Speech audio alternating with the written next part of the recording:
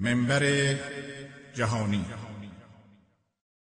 خدایا دین تو توحید و سنت که خالص باشد از هر شرک و بدعت، نشاید جز به آستان تو سجده، نزیبد جز بر تو اشک ذلت. پیام دین حق از تاج منبر بیفشاند جهانی بذر شوکت. شکست هر بت و هر بت نمایی، نماد عزت دین است و دولت. پیام دین حق از تاج منبر بیفشاند جهانی بذر شوکت. الحمد لله و صلاة و سلام علی رسول الله و علی آله و صحبه و من والاه. بینندگان عزیز و گرامی، السلام علیکم و رحمت الله و برکاته. در خدمت شما هستیم با سلسله برنامه‌های پیرامون توحید و یکتاپرستی و مسائل اعتقادی مرتبط به آن. طی حدوداً 15 جلسه‌ای که در خدمت شما سروران خواهیم بود، مطالبی رو که عرض می‌کنیم بر محور عقیده اسلامی و توحید و یکتاپرستی می‌چرخد. در این جلسه منحصراً درباره توحید و یکتاپرستی با شما سخن میگوییم. توحید یعنی یکتایی، یگانگی و یکتاپرستی. هدف خلقت و آفرینش همه این جهان هستی در واقع توحید و یکتاپرستی بوده است و تمام انبیاء الهی علیهم السلام که مبعوث شده اند برای تحقق این آرمان مقدس آمده اند و تمام کتب آسمانی برای محقق شدن همین آرمان نازل گردیدند. خلاصه توحید و یکتاپرستی را کلمه لا اله الا الله محمد رسول الله در خود جمع کرده است و تمام انبیاء الهی علیهم السلام در دعوتهای خودشون در این امر مشترک بودند که مردم را به سوی الله یکتا و یگانه دعوت می‌کردند. لا اله الا الله، این کلمه دو بخش دارد. خود کلمه لا اله الا الله، بخش دیگرش که محمد رسول الله هست، منحصراً درباره نبوت و رسالت رسول مکرم خودمون حضرت محمد مصطفی صلی الله علیه و آله و سلم است. در لا اله الا الله در جزء اول نفی هر گونه اله و معبودی از این کائنات است. لا اله، هیچ اله و معبودی شایسته پرستش و عبادت در این جهان بزرگ وجود ندارد الا الله، جز الله یگانه، جز خدای یگانه. این دعوت همه انبیاء الهی علیهم السلام بوده است. در حدیث صحیحی که پیامبر گرامی صلی الله علیه و آله و سلم می‌فرمایند و در صحیح مسلم آمده است، می‌فرمایند که من مات و هو یعلم انه لا اله الا الله دخل الجنه. کسی که بمیرد در حالی که یقین داشته باشد به این که هیچ معبودی شایسته پرستش جز الله یگانه وجود ندارد وارد بهشت می شود. و علمای بزرگوار با توجه به دایره گسترده‌ای که توحید و یکتاپرستی دارد برای نهادینه کردن این مفاهیم در ذهن هر مسلمان توحید را به بخش‌های مختلفی تقسیم کردند. یکی از معروفترین تقسیمات توحید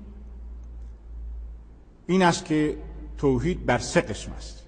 یکی توحید ربوبیت، یکی توحید الوهیت و یکی توحید اسما و صفات. توحید ربوبیت معنیش این است که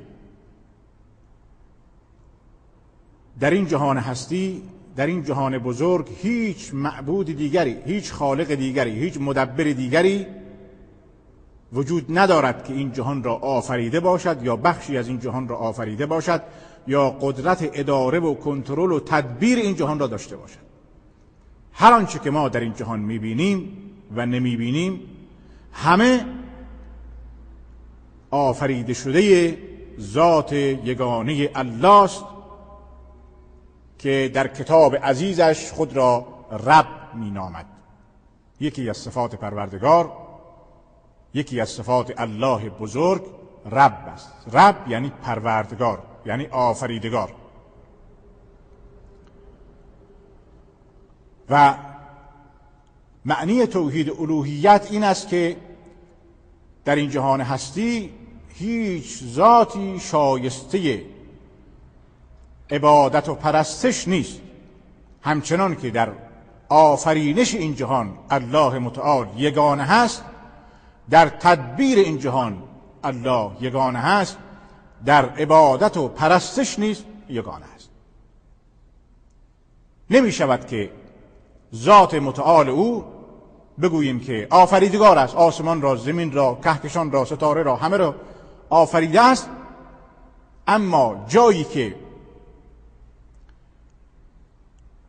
اصطلاحاً تشکر میشه نامید که قرار است از ذات متعال او تشکر شود، اینجا انسان بیاد غیر خدا را ازش تشکر کند. در مقابل چی؟ معبود همون خالقی است که آسمان و زمین را آفریده است، این کائنات را آفریده است. پس تنها او شایسته پرستش است. توحید الوهیت این است که تنها یک اله در این جهان وجود دارد که شایسته پرستش است، غیر از او هیچ کس دیگری شایسته پرستش نیست. همین مفهوم را الله متعال در سوره فاتحه یا سبع المثانی یا ام الکتاب که خلاصه قرآن کریم است به تعبیر بعضی مفسرین، در این سوره مبارک خداوند متعال در 2 کلمه، در 2 جمله توحید خود را خلاصه کرده است. ایاک نعبد و ایاک نستعین. هر روز ما در نمازهای خودمون این آیه کریمه را تکرار میکنیم. خدایا تنها تو را میپرستیم و تنها از تو استعانت میجوییم. تنها تو شایسته پرستش هستی، هیچ کسی دیگری در این جهان شایسته پرستش نیست. فرشته و پیغمبر و امام و بندگان نیک و صالح الله متعال همه و همه مخلوق او هستند، همه و همه بنده او هستند. گرامی ترین بنده الله متعال رسول مکرم ما حضرت محمد مصطفی صلی الله علیه و آله و سلم است. خداوند ایشان را توصیف به بنده بودن می کند.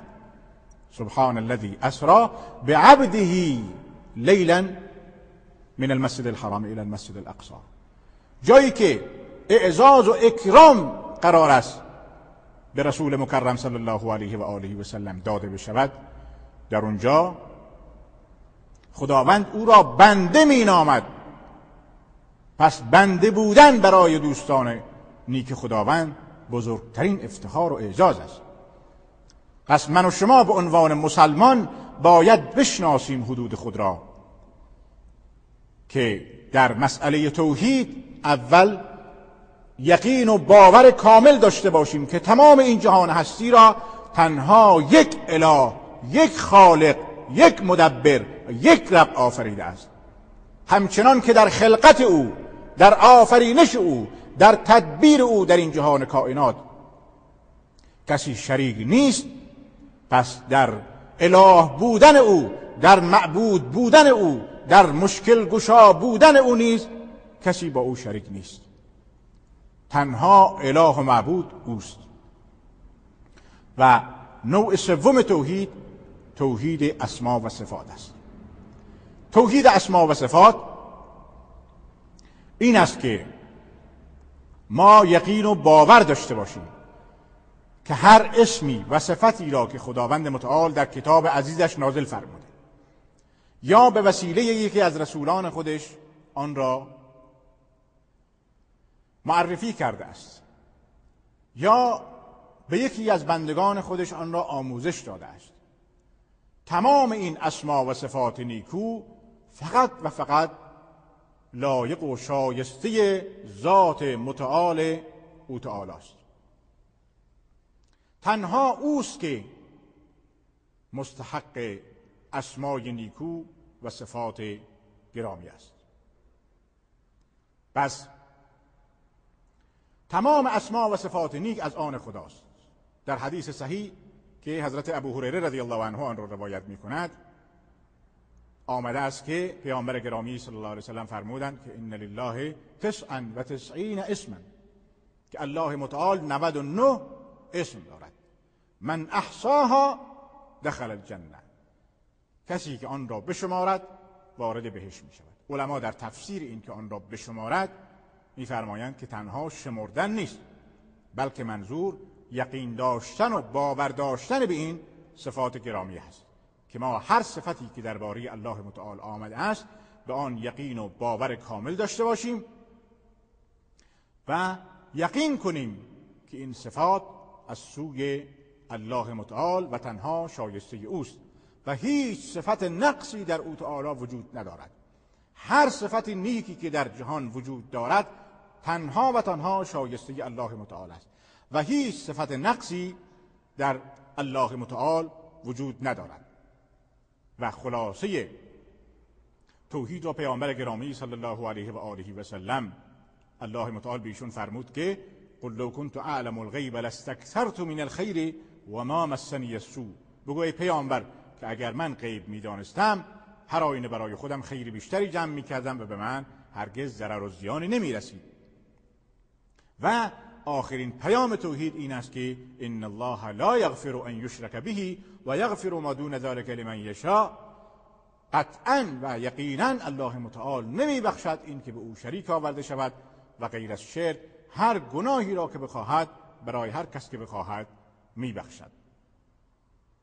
پس امیدوارم که خداوند متعال به من و شما یقین و باور کامل عنایت فرماید که ما بتوانیم آنگونه که شایسته عبادت و پرستش و بندگی است الله متعال و معبود ذوالجلال خودمون را پرستش کنیم و او را به یگانگی بپرستیم و در هر مشکل و حاجت تنها و تنها از او کمک بخواهیم و تنها و تنها او را بپرستیم که این صفات اهل ایمان است. خب سروران گرامی، امیدوارم که در این لحظات آنچه گفتیم و شنیدیم خدایا دین تو توحید و سنت که خالص باشد از هر شرک و بدعت، نشاید جز به آستان تو سجده، نزیبد جز بر تو اشک ذلت. پیام دین حق از تاج منبر بیفشاند جهانی بذر شوکت، شکست هر بت و هر بت نمایی، نماد عزت دین دین است و دولت.